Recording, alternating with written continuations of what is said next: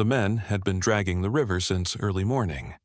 It was Monday, the 4th of July, 1887, an ordinary summer day on Prince Edward Island, Canada, unremarkable in every respect except for what the water was about to give back. A dozen farmers from the village of Margate stood knee-deep in the shallows of the Southwest River, pulling a grappling hook through water that was dark and cold, and did not want to give up what it held. They had been searching for 6 days. 6 days since Mary Tuplin had walked out of her father's house between 8 and 9 o'clock on the evening of Tuesday, the 28th of June, and had not come back. 6 days since her mother had gone out into the dusk to look for her, and had found only silence. 6 days since her father, John Tuplin, had walked the barn and the winter road, and the path down to the neighbor's house, calling her name into the night, hearing nothing in return but the sound of the river moving through the valley the way it always moved, steady and indifferent and dark.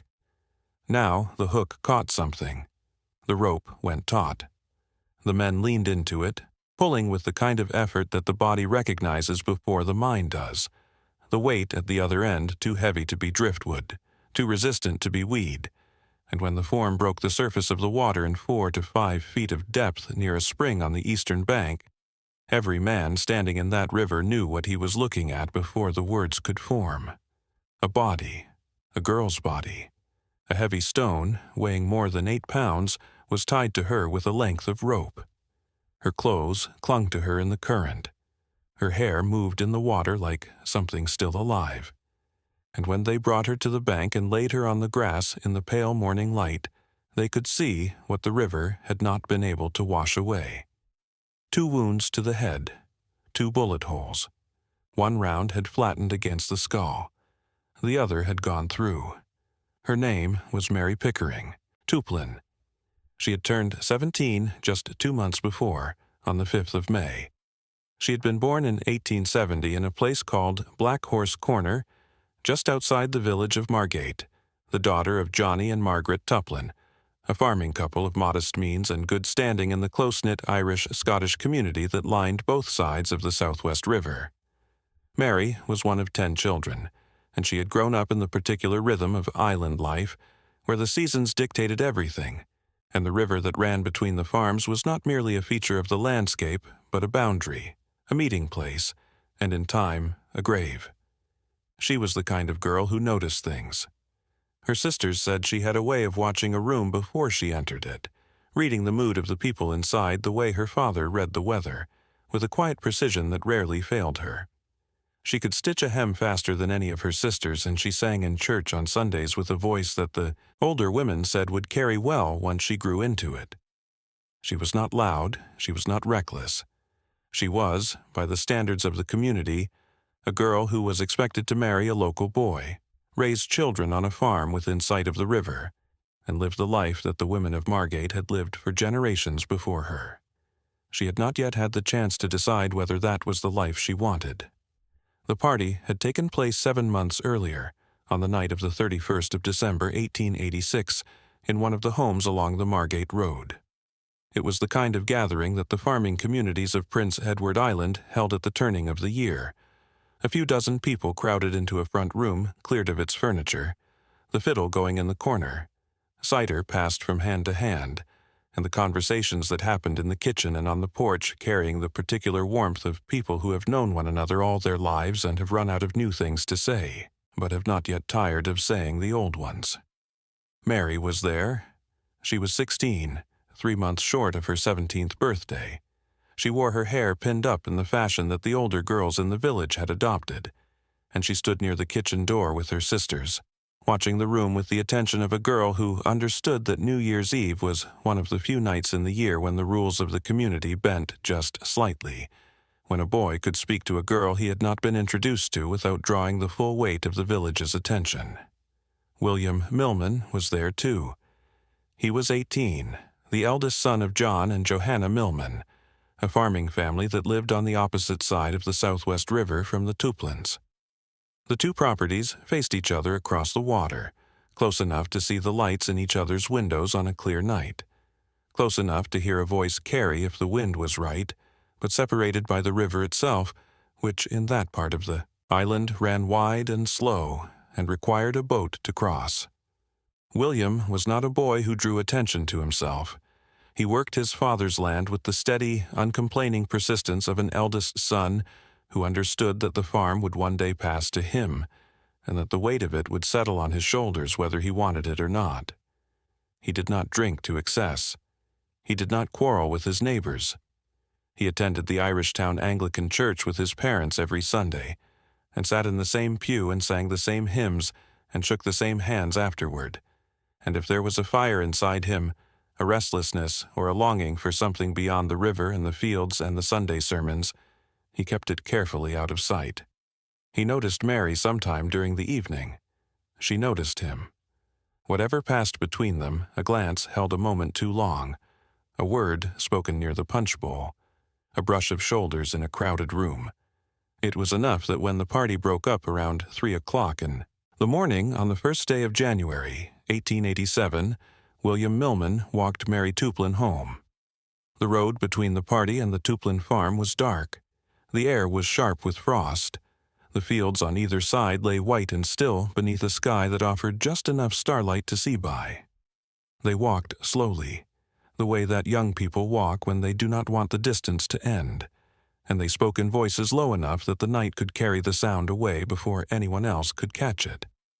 "You did not dance all evening," Mary said. "I am not much use at dancing," William replied. "My sister says a man who will not dance is a man who is thinking too hard about something." "Your sister watches me, does she?" Mary smiled. "Everyone watches everyone in Margate. You know that." "I do," he said. "That is what I was thinking too hard about." They reached the Tuplin farm. He did not come inside. She stood at the gate and he stood on the road, and for a moment neither of them moved. The cold pressed against them from every direction. Somewhere across the fields a dog barked once and then stopped. "Good night, William," she said. "Good night, Mary." She went inside. He turned and walked back toward the river, toward the boat that would carry him across to his father's property, and the night closed around them both as though nothing of consequence had happened. But something had, and the community of Margate, which noticed everything and forgave very little, had already begun to take note. In the weeks and months that followed, William crossed the river more than once.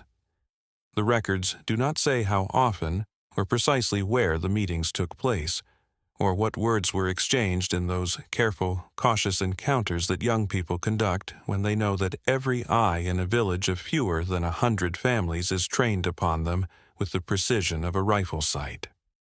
But the people of Margate saw, and the people of Margate talked.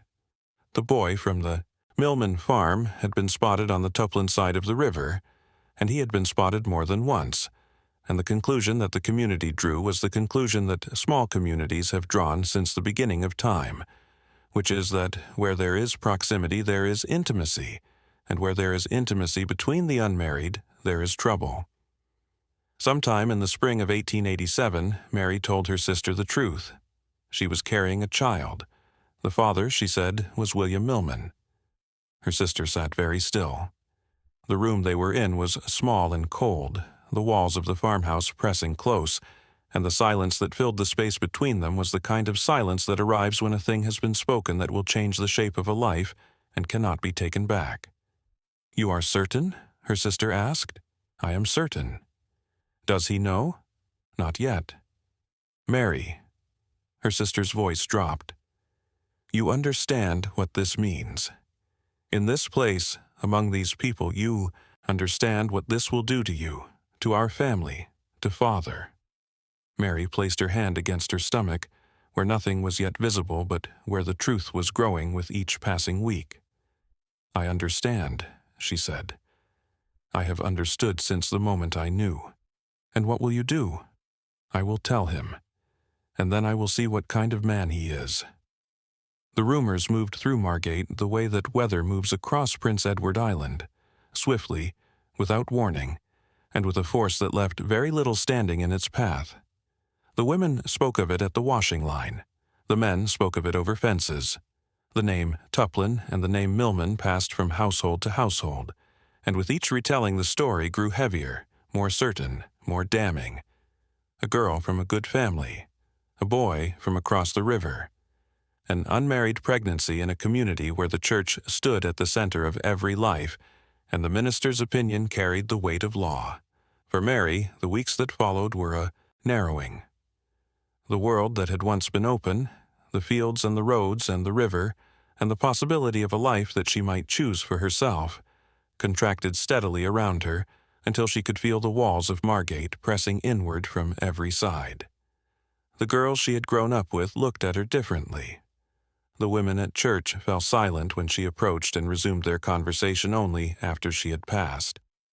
Her mother watched her with an expression that contained grief and anger, and something else that Mary could not name, but that she recognized as the particular suffering of a woman who sees her own worst fears arriving in the body of her daughter. And her father. John Tuplin was a man who had built his standing in the community through decades of steady, unremarkable labor, and he watched the rumors gather around his family's name with the fury of a man who understands that a reputation earned over a lifetime can be destroyed in a single season. He was angry. He was ashamed. And he directed both of these emotions not inward, where they might have done less damage, but outward, toward the boy across the river who had, in his view, brought this catastrophe upon his house. William Millman heard the rumors for the first time after church on Sunday, the 26th of June. Someone spoke near enough for him to hear, or perhaps they spoke directly to him. The words arrived like a blow. Mary Tuplin was with child. He was named as the father. The whole of Margate knew. He denied it. He denied it to whoever had spoken, and he denied it to himself as he walked home, and he carried the denial across the river and into his mother's kitchen, and set it down like an object he did not want to examine, but could not throw away. William knew what the Seduction Act meant. He knew that a man found responsible for the pregnancy of an unmarried woman could be fined or imprisoned. He knew what it would do to his mother, who was spoken of in the village as a woman of delicate temperament, a woman for whom a scandal of this magnitude could be, and the word was used deliberately by those who knew her, the end. But that same evening, despite the denial, despite the fear, William arranged to see Mary. They walked together along the river road as the sun began to set over the farms, and the water turned copper and then gray and then black. What passed between them has never been established. No one heard them. No one saw them. Whatever he said to her, and whatever she said to him, was spoken into the air of a June evening on Prince Edward Island, and was lost the moment the words left their mouths. Did he promise to take responsibility? Did he ask her to name someone else? Did he beg her to leave the island, to go to a relative on the mainland, to disappear before the scandal consumed them both? Or did he simply walk beside her in silence, two young people who had created something between them that neither of them knew how to carry? The next morning, Monday the 27th of June, Mary's younger brother John died. He had been gravely ill for weeks, and the family had been at his bedside through the long hours of his decline, watching him slip further from them with each passing day. When the end came, it came quietly, as death often does in farmhouses where the living and the dying occupy the same rooms and breathe the same air. The Tuplin household was consumed by grief. Mary's mother wept. Her father set his jaw and began making arrangements for the burial. The children moved through the house in the stunned, bewildered way that children move when death has entered their home for the first time, and they do not yet understand that it will not be the last. The burial took place the following day, Tuesday, the 28th of June. The family walked to the cemetery in Margate, the same cemetery where generations of Tuplins had been laid to rest, and they buried John in a plot that would, within a week, hold another member of the family, though none of them knew it yet. They returned to the farm in the late afternoon, exhausted and grief-stricken, the house still heavy with the presence of relatives and neighbors who had come to offer their condolences, and who sat in the kitchen and the parlor speaking in the low, careful voices that people use when they are in the company of sorrow. Mary moved through it all like a ghost. She was 17 years old. She was 6 months pregnant. She had buried her brother that morning. and the man who had fathered her child had denied her in public 2 days before.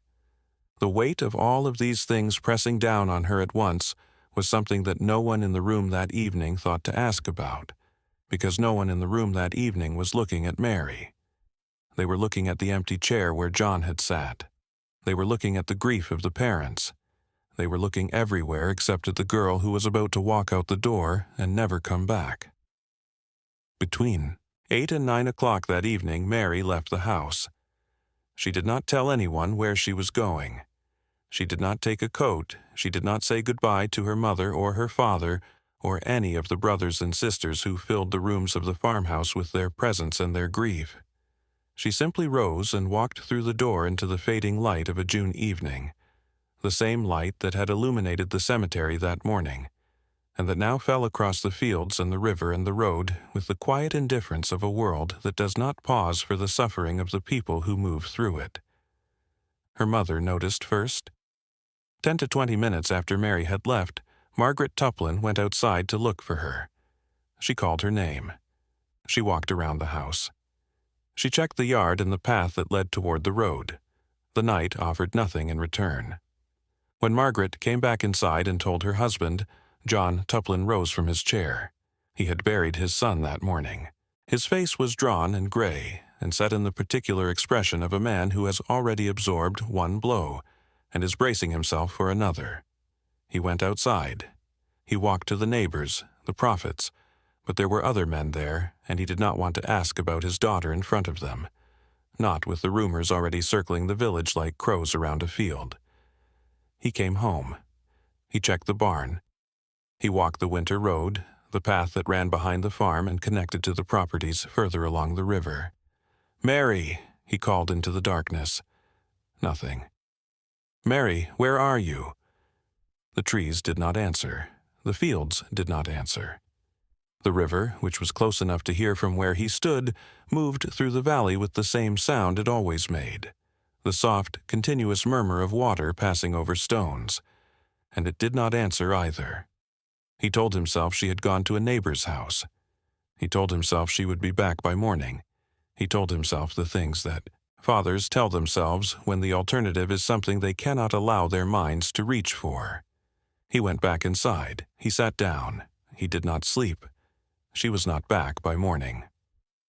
The next day, John Tuplin crossed the river. He went to the Millman farm.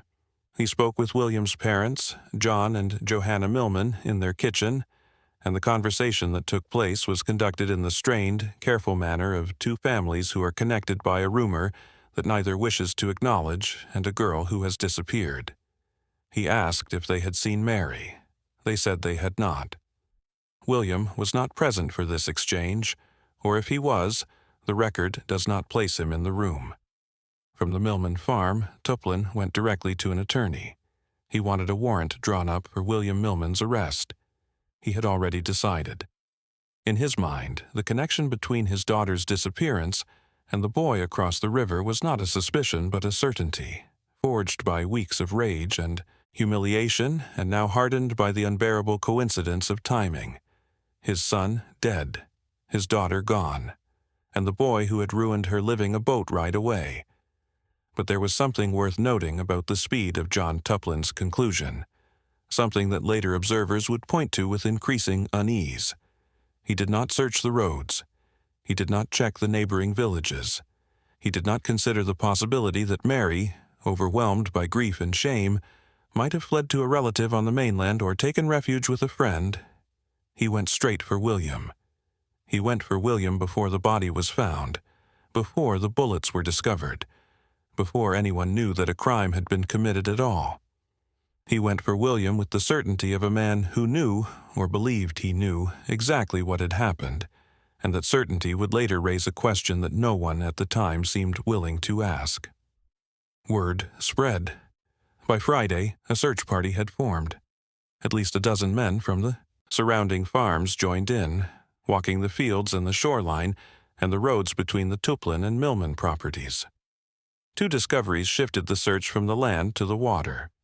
A handkerchief belonging to Mary was found near the bank of the Southwest River, and a boat moored near the Millman property, A reddish boat belonging to a man named John Cousins was found to be missing the large stone that had served as its anchor. The grappling hooks went into the water. 3 days later, on the morning of Monday, the 4th of July, they found her. The post-mortem examination was conducted that same day on the shore of the Southwest River, under an open sky, with the men who had pulled her from the water standing at a distance and the doctor working with the kind of focused, deliberate attention that the circumstances demanded and the setting could not provide. Dr. McKay recovered 2 bullets from Mary's skull. Both were .32 caliber. One had flattened against the inside of the bone. The other had penetrated her brain. Either wound would have killed her. She had died quickly, the doctor believed, sometime between dusk and full dark on the evening of the 28th of June. She had been approximately 6 months pregnant. What happened next was something that would trouble the Tuplin family for more than a century. During the examination, Mary's head was separated from her body and taken to Charlottetown, the provincial capital, 40 miles away, to be held as evidence. Her body was buried that same night in the cemetery at Margate, in the same plot where her brother John had been laid to rest just 1 week earlier. The burial took place around 1 o'clock in the morning. There was no casket, she was wrapped in a blanket, there was no ceremony, and her family was not present.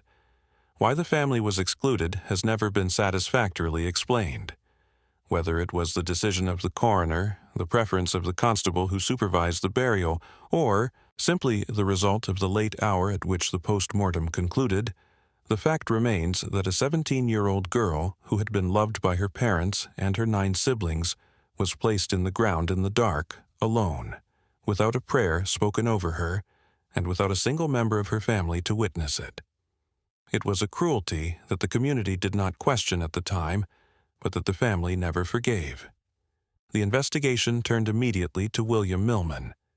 The evidence that accumulated against him was entirely circumstantial, but it arrived in a steady accumulation of details that, taken together, formed a picture that the authorities found compelling, and that William's defenders would spend the rest of his short life trying to dismantle.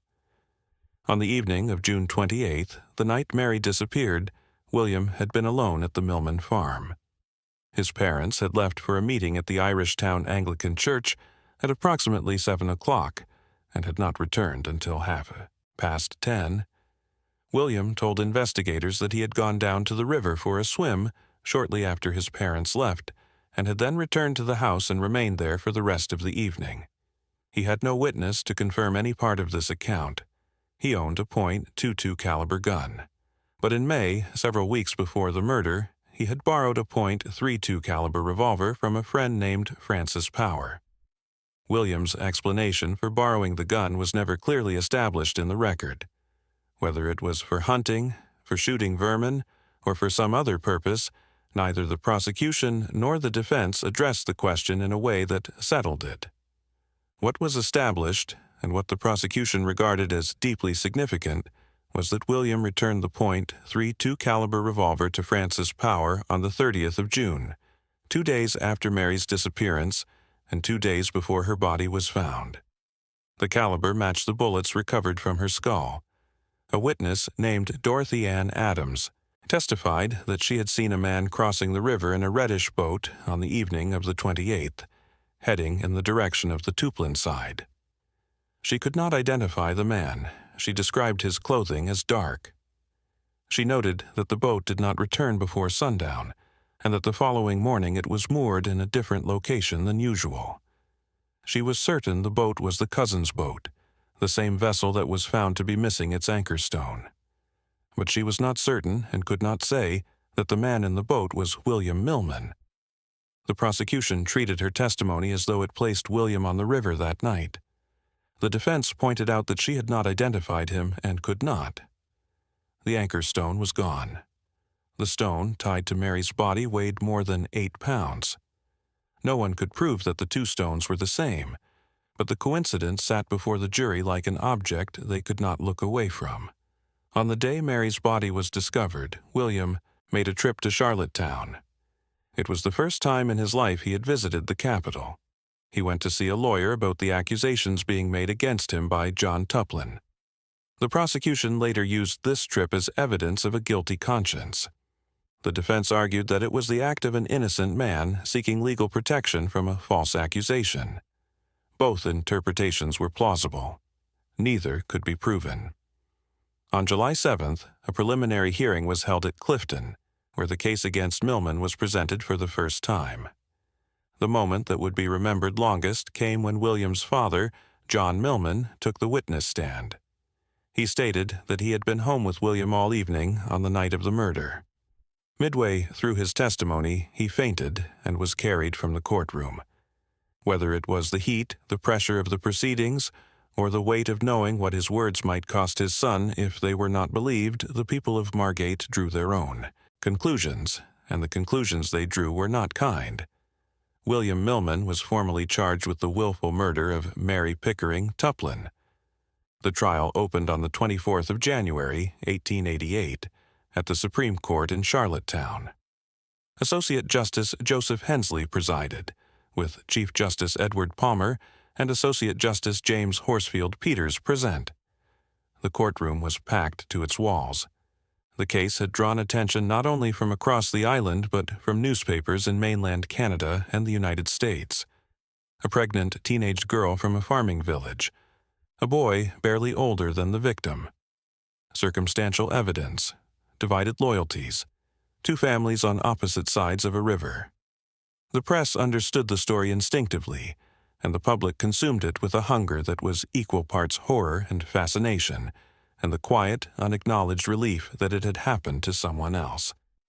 Attorney General Frederick Peters opened the Crown's case with a directness that left no room for ambiguity. He told the jury that only two questions required answers. Was Mary Tuplin murdered? And if so, who did it? The first, he said, was beyond dispute. Regarding the second, he would present evidence proving that William Millman was the man responsible. The Crown called 48 witnesses over 11 days.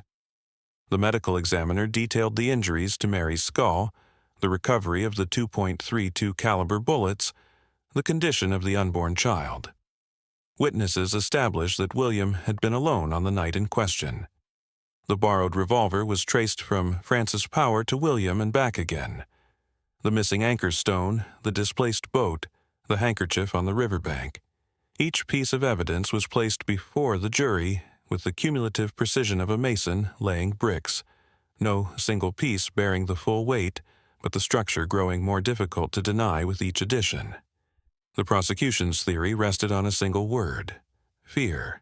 Attorney General Peters argued that William Millman, confronted with the reality that Mary Tuplin was carrying his child and that the community knew it, had been consumed by terror. Fear of the Seduction Act, under which he could face prosecution and imprisonment. Fear of his mother, whose emotional fragility was well known in the village and whose reaction to the scandal, Peters suggested, could have been catastrophic. Fear of his father, who had fainted on the witness stand under the weight of something the prosecution invited the jury to interpret as guilt. Fear of ruin, total and permanent, in a community where a man's name was his only inheritance, and where the stain of an illegitimate child would follow the Millman family for generations.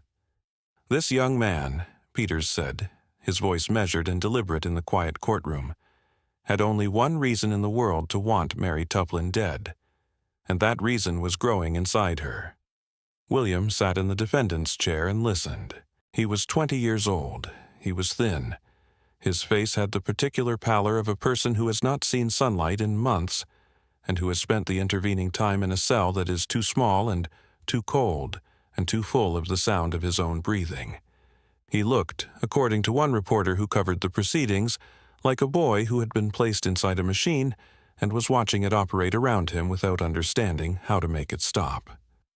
The defense was led by a lawyer named Hodgson, who fought the case with the limited tools available to him. He could not produce an alibi. He could not explain the borrowed gun. He could not account for the anchor stone or the boat or the father who had collapsed on the stand. What he could do was remind the jury of the gravity of the decision they were being asked to make. Suspicions, however strong, Hodgson told them, are not sufficient to warrant conviction. You are not asked whether this man might have done it. You are asked whether you know, beyond a reasonable doubt, that he did. And I tell you now that the evidence before you does not reach that standard. It does not come close.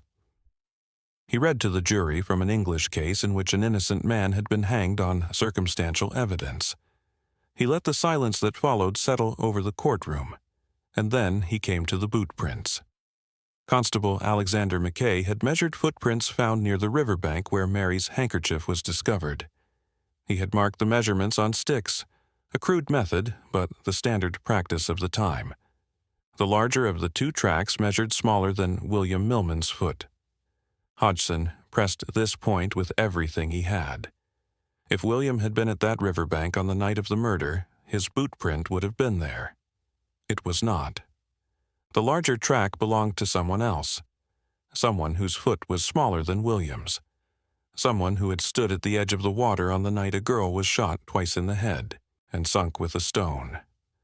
The prosecution could not explain the boot print. They acknowledged it, they moved past it. But it sat in the jury room like a stone that would not dissolve, and it would be one of the reasons, though not the only one, that the jury's eventual verdict came with a recommendation attached. On the 4th of February, Justice Hensley delivered his summary of the evidence. It lasted 4 hours. It was detailed, thorough, and it leaned heavily and unmistakably toward the prosecution. Hensley walked the jury through each piece of circumstantial evidence with the care of a man building a case rather than summarizing one. He spent considerable time on the borrowed gun, the missing anchor stone, and the absence of an alibi. He spent very little time on the boot print. Legal scholars who later examined the transcript noted that the judge's review left the jury with a clear impression of where the court's sympathies lay, and that the phrase impartial summary would have been difficult to apply to what Hensley delivered that afternoon. At 4 o'clock, the jury retired. 5 hours passed. At 9 o'clock in the evening, the jury returned. The courtroom fell into the kind of silence that precedes a verdict, the kind that presses against the walls and the ceiling and the chests of every person present. The foreman stood. "Guilty," he said. William Millman collapsed. His body folded as though every bone inside it had simultaneously given way, and he fell to the floor of the courtroom unconscious. 2 officers caught him and carried him out, his feet dragging behind him, his head hanging to one side, and the people in the gallery watched him go with the particular horror of an audience that has just seen the final act of something they cannot undo. The jury had appended a recommendation of mercy. Something in the evidence had troubled them. Perhaps the boot print. Perhaps the fact that no witness had placed William at the river on the night of the murder. Perhaps the simple, human reluctance to send a 20-year-old boy to the gallows on evidence that could be arranged into a story of guilt, but could also, if one tilted it slightly, be arranged into a story of something else entirely. The court did not grant mercy. William Millman was sentenced to death by hanging. In the weeks that followed, William sat in his cell in Charlottetown and repeated to anyone who would listen the same words he had spoken since the day of his arrest. He had not killed Mary Tuplin. He had not crossed the river that night. He had not fired a gun. He had not tied a stone to the body of a girl he had walked home from a party on New Year's Eve, a girl who had smiled at him in the dark and told him that everyone watches everyone in Margate. He said it to his lawyer. He said it to the prison chaplain. He said it to his mother, who visited him and sat on the other side of the bars and wept with the particular anguish of a woman who had been told that the worst thing that could happen to her family was a scandal, and who had now learned that the worst thing was something else entirely.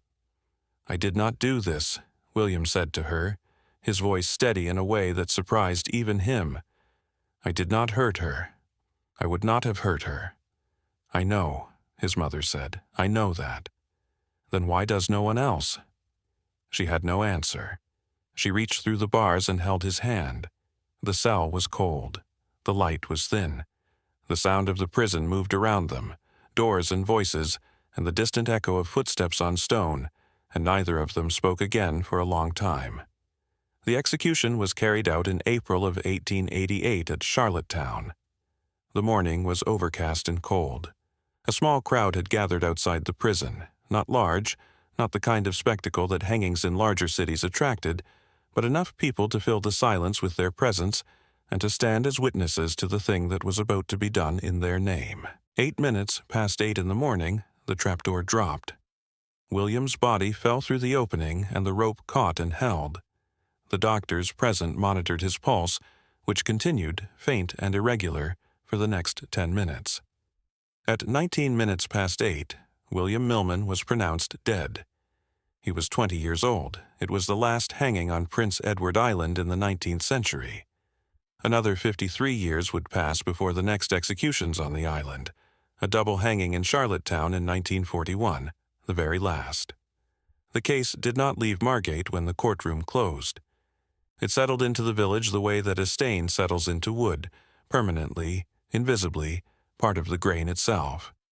The families on either side of the river did not speak to one another. The name Tuplin and the name Millman, which had been spoken together in whispers and in headlines and in the formal language of the court, were separated now by something heavier than the water that ran between their farms. The balladeers came first. Within months of the hanging, songs had been written about the murder of Mary Tuplin, composed by local poets who set the tragedy to the melodies that the people of Prince Edward Island used to remember the things their courts could not resolve. The songs were sung in farmhouses and at kitchen tables, and at gatherings where the fiddle played, and the cider was passed, and the older people shook their heads and said that nothing like this had ever happened in Margate before, and nothing like it should happen again. The songs traveled. They crossed the strait to Nova Scotia and New Brunswick.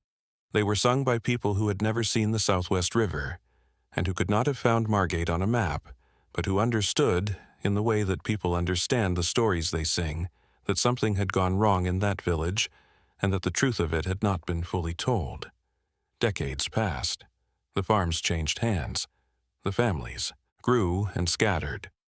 The children who had heard the story from their parents told it to their own children, and the details shifted with each retelling, as details always do, but the core of it remained, hard and undiminished.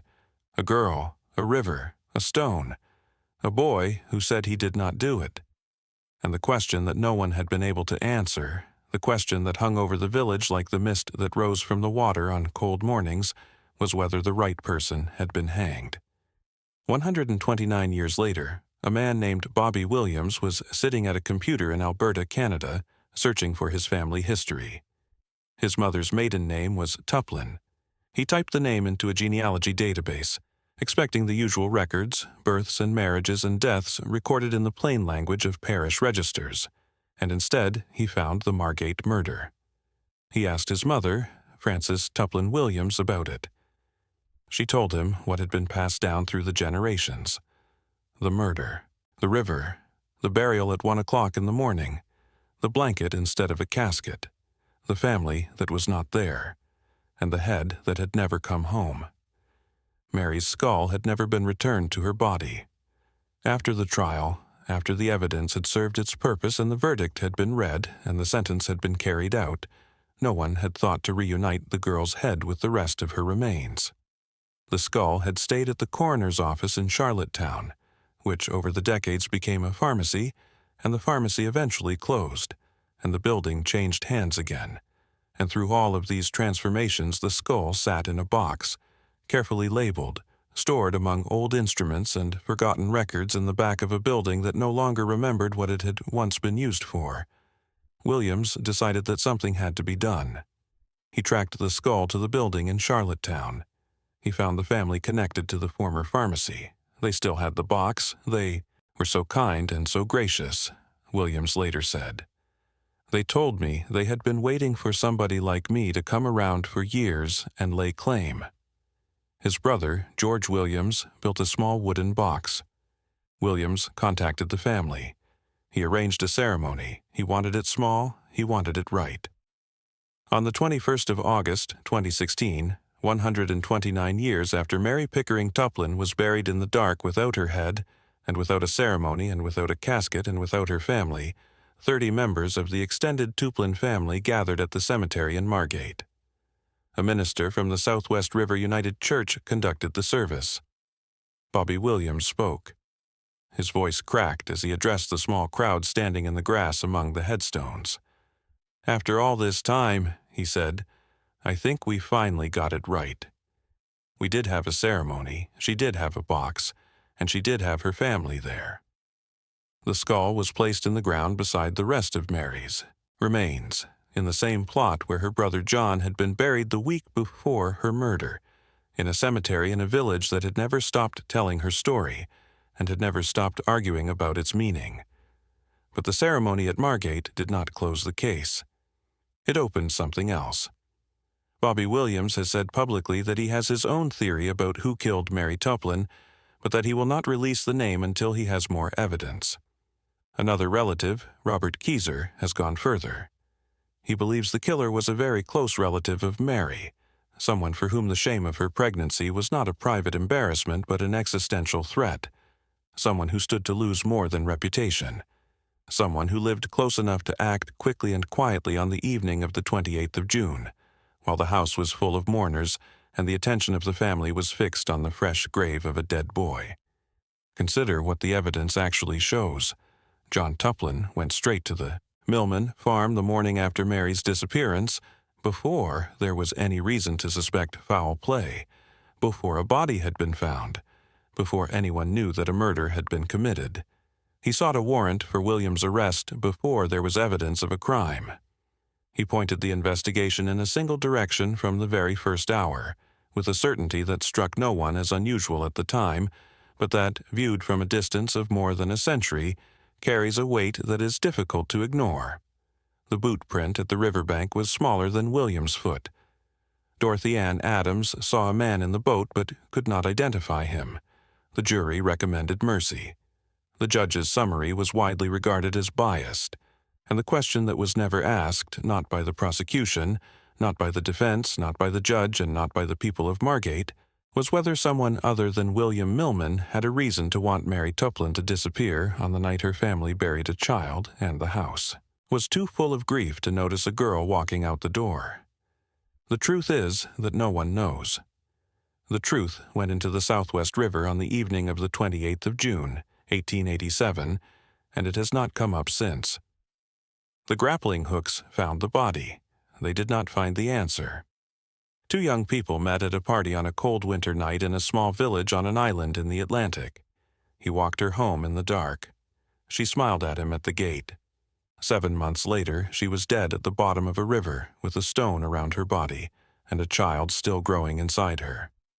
15 months after that, he was dead at the end of a rope, carried unconscious from a courtroom, and hanged on a morning so ordinary that the birds outside the prison did not stop singing. The river still runs through Margate. The farms on either side still face each other across the water. The cemetery is quiet. The stone over Mary's grave is weathered and plain, and somewhere beneath it, 100. And 29 years late, a girl has finally been made whole. This case has haunted me in a way that very few ever have, and I think the reason is the question it leaves behind. Not who killed Mary Tuplin, but how many times in history has a community decided it already knew the answer and stopped looking before the truth had a chance to surface? I want to know what you think. After hearing everything, every piece of evidence, every unanswered question, every detail the jury never explained, do you believe William Millman pulled that trigger?